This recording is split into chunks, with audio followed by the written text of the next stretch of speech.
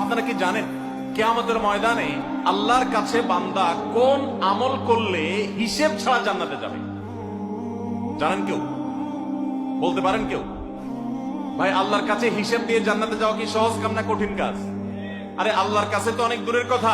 আপনি যে প্রতিষ্ঠানে চাকরি করেন তার মালিকের কাছে, উপরস্থ বসের কাছে একেবারে পুঙ্খানুপুঙ্খ করে প্রতিটা পয়সার হিসাব দিয়ে একদম সবকিছুতে পারফেক্টনেস প্রমাণ করা, এটাই তো একটা কঠিন কাজ, দুঃসাধ্য কাজ।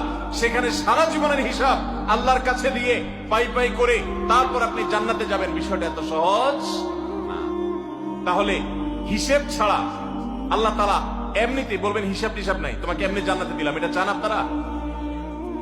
দেখুন কোরআনে কারীম আল্লাহ তাআলা বলছেন ইন্নামা ইউওয়াফাস সাবিরুনা আজরাহুম বিগাইরি হিসাব। আল্লাহ বিনিময় দেওয়ার ক্ষেত্রে, সওয়াব দেওয়ার ক্ষেত্রে দুনিয়াতে যারা সবরকারী হবে, যারা ধৈর্যশীল হবে,